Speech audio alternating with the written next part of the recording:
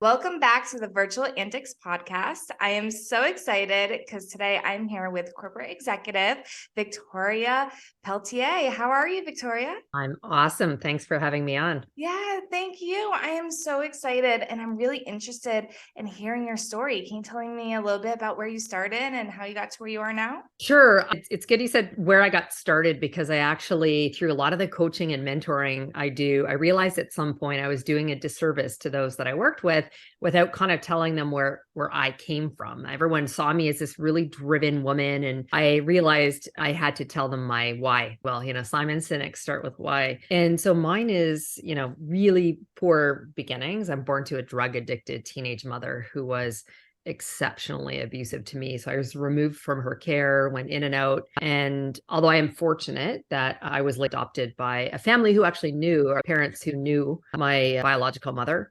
And, fortunate, no further abuse, lots of love in that household, lower socioeconomic status, however. And so part of my drive in work started by working at a very young age at 11. So I never had to, worry about going without food or clothes, but there was not much else for the basics in that family. So no school trips, we didn't do vacations as a family, etc. And so I probably at around like 11, I remember my mom said to me, Tori, which was her nickname for me, she said, "You need to do better than us." And I can tell you honestly, Natalie, she didn't need to say that to me, because for me, I was determined I was going to be better than the biology of Julie, the woman that I was born to, and her drug addicted lifestyle, who later landed her in jail later, to the lower socioeconomic status. So that I knew that I was going to be better than the biology or circumstance. So that's my why, and that's where it started. And I'll pause and see if you have a question before I then tell you where the journey's taken me and where I am now. No, that's really interesting. And I can completely relate because I was a foster kid, had my own newspaper route, and was on this like really pathetic bike that kept like leaning over while delivering newspapers. So I definitely understand that drive to be better. And I think that's amazing. So yeah, tell me what happened next. Well, so I started working at 11. I worked in a hair salon doing everything except cutting hair. And then by 14, I was the assistant manager of the shoe store that I worked at. And then I graduated high school when I was 16. So at 17, I went off to university and I worked for a bank in their contact center. It was much, flexible to work around my school schedule. And I got promoted up through the ranks quite quickly. Actually, within 6 months, I was promoted. And I believe one of the things we need to be really mindful of in not only taking charge of our own careers and life, but is around, what we learn. And so for me, voracious learner. So I took the opportunity to take advantage of all this free education that the bank had.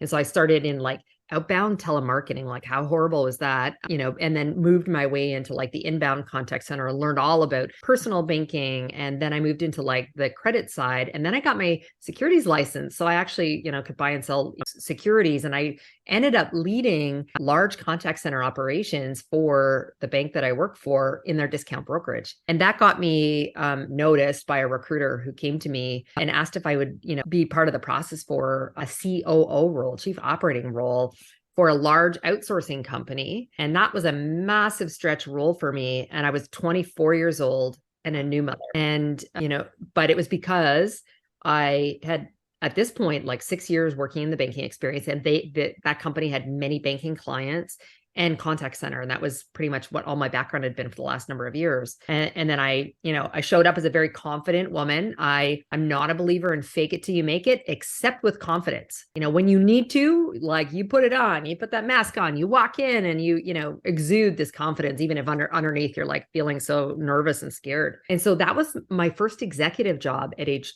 24 years old, a really big stretch role for me, but that actually set me up for the rest of my, career thus far. It was business to business, which I love. It's way more complexity, I find, in that kind of environment, because you've got, companies who, pay your bills, and then you need to satisfy the needs of that company, either their employees or their own customers. So it's really complex. And so I loved it. But also the world of outsourcing, you don't make a lot of, like, it's lower margins. People outsource to save money for their companies. So I got really good at learning how to run business in that environment, and then just sort of stayed beyond that. I've always also, I know a lot of your listeners are entrepreneurs. I've also almost always had a side hustle, either just as a passion project that kind of grew into a business, one of which I ended up selling after that happened. And in another case, I invested in a business with no intent on actively running it, but purely as an investment. And then I ended up running it as its CEO for a year. I now, operate at the C-suite and often consult for other C-suite executives. And to this day, I still have side hustles. No, it doesn't matter how much money I make. I know. I love that. I once read, actually, when I was in foster care, I read an amazing book, and I cannot remember the title of it for the life of me. If I do, I'll put it in the notes. But it basically said the average millionaire has 7 streams of income, right? And so I was like, oh, so that means I need all these side hustles. And my brain that loves to do a million things at once just ran with it. And that's how my first business, which was a virtual assistant agency, that's how it came to be, because it was a side hustle, very similar to yourself. So that's really interesting to me. That's awesome. Now, you said you became the CEO when you became a new mom. So how do you juggle that? Because a lot of my listeners are moms and entrepreneurs. So how do you kind of juggle both sides? Yeah. So I, like you, have lots of interests. I actually call myself a multi-potentialite, meaning I've got all of these diverse interests. And I've always been involved in a multitude of things. And so being a spouse, being a mother, being an executive that traveled a lot. I also have, since my late 20s or early 30s, also sat on a number of boards, and I'm a big fitness fanatic and have a fairly active social life. So you try, and people always say, like, Vic, how do you fit all of this stuff in? And so what I will say, is I've gotten very good at creating boundaries. And so learning what I need to say no to, what does not bring me or my family personal joy, or I also view it from a professional standpoint. If it doesn't bring me joy or value personally or professionally, I either don't do it, or I delegate it, or I outsource it. And so that's number one. I would be remiss if I didn't say that my partners in my life. So I was actually married to a woman for the first 11 years, and I gave birth to our 2 children while married to her. And I've now been with my husband for almost 10. They both have completely supported my career and our family, as I've been the primary earner. So I'd be remiss in saying, like, both of them are phenomenal in the support of my ability to do what I do from a career perspective. That's amazing. I have a supportive husband as well. And I know, especially as former foster kid, that's something like I always dreamed of, right? Having that own support, that best friend to live with you, because having that type of childhood is so lonely. So I think that's amazing. I don't think I would have my businesses either without like just the support, and I think it's also really hard for women to put those boundaries and to say, I cannot do this, to say no. I think that took me at least a couple of years to really like figure out that I was saying yes to everything and needed to stop, because it's overwhelming and tired. And then your relationships start failing, your business starts failing, everything just kind of goes downhill, and you're like, I don't know, it's a season, I'm in a slump. And then you realize you just said yes to too many things. Yeah. And then what I will say, like adjacent to this, is I have this other sort of philosophy of like, no excuses. And I mean that whether it's around adversity, but also very specifically when we're talking about this, I have this saying that where there's conviction, there's capacity. And the no excuses comes in. Like, if you truly have conviction about doing something, whether it's weight loss and getting healthier and getting to the gym, or it's something specifically for your business, or it's a side hustle, well, you have choices. That's my no excuses. You have a choice. And so the ability to create capacity. And so some of that is saying no, but it's also, are you Netflixing all evening, or are you making other choices in terms of how you're going to spend that time? And so that's where, sometimes we need to be, a little critical of ourselves and assess that. And so some's probably a little bit of all of those factors, like, I feel like sitting on the couch today, versus just overcommitting yourself completely and learning what you need to start to say no to. Yeah, it's definitely something that you fail at multiple times before you actually like get the hang of it. So give yourself some grace if you're in that learning curve, because you are going to say yes when you should have said no, and it's okay. You'll know for next time. Exactly. Now, one of your specialties I'm absolutely in love with, and I think it's starting to become actually really popular in 2023, is personal branding. So can you tell me a little bit about, what that looks like with you? Yeah, for sure. And it is an area that I am known quite a bit for. And it's just because I've now actively been focused on it. And I didn't always have the vernacular, the name for it. But quite honestly, since almost that first executive role, when I made a move from like, predominantly a B2C environment to B2B, and part of the way you compete in there is you get proposals. Sometimes they're cold proposals and you've got need an RFP respond for proposal. And it was kind of like, well, why do people want us? So it's creating like this unique value proposition, when it's, yes, there a lot has to do with, price and value, but there's other things connected to that. And, I realized so much around how important a person's brand was, period, and being known and building a strong reputation, both as an expert, but also around who we are, because people do business, people they like, they trust, and therefore they want to do business with. So although 20 something years ago, I wasn't calling it personal branding, not only for myself, but for my team, I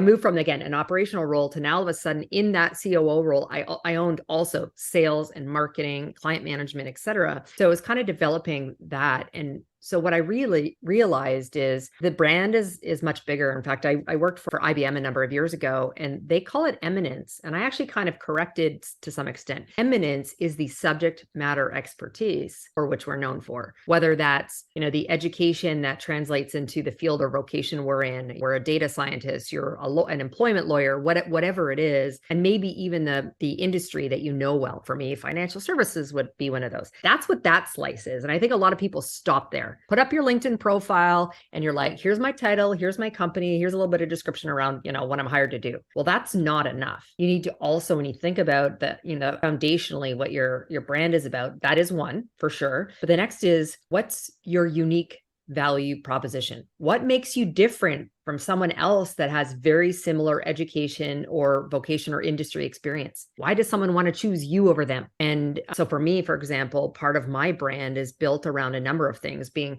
radically candid, completely transparent, and very trustworthy. My word very much means something, both for my employees and also the commitment I make to my clients. And so that's a part of it. I won't sell you something just to sell it to you, because that's what my company wants you to do. Let's have a conversation around what you actually need and what solves for that. So your unique value proposition. And part of that is thinking about what makes you different. And part of what makes you different is some of what you and I've talked about: our stories, our lived experience, and how it informs the way we operate in business and in life. And not everyone's going to be comfortable like you and I sharing some of that. And I don't think that everyone needs to be kind of the proverbial open book, but being authentic and sharing some of these nuggets from our past or what's contributed to how we've gotten here today is important about what makes us different, what makes us unique, but also what I think people don't realize is just what builds connection with other people. And then once you've kind of figured out what that is, the last piece I'd say is, what do you want to be known for? I think I've been really successful in business, but, I'm not going to have a tombstone. I'll donate whatever's left of my body to science and for my organs and whatnot. But whatever, if there was a tombstone, like they're not going to have on it, like, that I've currently been a part of 18 mergers and acquisitions, that I've delivered hundreds of millions of dollars in revenue, blah, like that's not it. So for me, the legacy is around the kind of impact I want to have on all those that I have the opportunity to work with, the communities I'm in, the people I coach and mentor, that kind of thing. So think about all of those elements. And then from there, it's about how and where are you going to tell that story? Where's the audience you want to connect with? What's your goal in terms of connecting and making sure that you stay like really consistent and relevant on point with that? And sorry, last thing is you can pivot and change over time, right? My 20 something year old self didn't anticipate I was going to be where I am now. And the legacy, I now want, I don't even know if I had one back then. So I'd also tell your audience, it can change over time and you'll make mistakes and you can pivot and correct. Yeah. And it's really interesting because you talked about having, your multiple side hustles and multiple businesses. And then, so when you're branding, you're doing so many things at once. How would you brand that? Well, I think you need to find cohesively something that connects them all together. And a lot of times that's you as a human that does it. So then you're telling a little bit more of, your story. So you think of like me, corporate executive, I've been leading large businesses, but part of what's made them successful is leadership and building the right teams and culture, diversity and inclusion, so I also am a public speaker. That's one of my side hustles. And I talk about those things, but they're all connected, but they're connected by who I am as a human. And so I tell people, to attempt to do that. Now, if, you've got, I don't know, a dog sitting business over here and you're a cosmetician on the side, like sometimes they're really disparate, but again, there's some connectedness or you also can create multiple profiles. So, I'm always Victoria. What you see digitally versus when you meet me face to face is always the same. But I have a private Facebook account and the public Facebook account. And I'm aware that whatever goes online, could get out anywhere. But the tank tops that I wear to the gym with sometimes inappropriate sayings, I don't need my clients necessarily seeing coming up in their LinkedIn feed. Yeah, exactly. That was one thing that I struggled with even up to like a year ago, because I have a virtual assistant agency, I have a marketing agency, I'm a VA coach, I'm a speaker, I have the podcast. And so trying to like brand myself was so hard. And then I was like, wait, they're just all me. So that's where It's Natalie Guzman came in. And I think that made it really easy. And that's kind of how I train my clients now. I'm like, if you do a personal brand, if you change your mind, entrepreneurs at heart, we're always going to open another business. I feel like I think almost every entrepreneur I've met, they have multiple businesses or side hustles. And it's because you figure out the bare bones of it. And then you just want to do it over and over and over again. And then you delegate a team, you build your teams, and you're on to the next project. So I definitely love personal brands and using your name or who you are, because then you can change it. Like you said, you can pivot and you can, make your profiles and your content and everything that you put out into the social media world to that business. So I think that's really a really good idea, and never be scared to pivot. I think a lot of clients come to me and they're like, I don't know, I don't want to do it. Like, I'm so scared. I worked on this for 2 years, but I'm like, that's not who you are anymore. So now we have to kind of pivot and start building it around who you are. So I think that's really cool. Excellent. Awesome. So thank you so much for joining me today. Can you let my audience know where to find you? The best way is I have a website, which is victoria-pelletier.com, and your audience can choose where to go out and connect with me on whatever their chosen social media platform is from there. Awesome. I'll make sure I put that in the notes. So thank you again for joining me, and I hope you guys have an awesome day.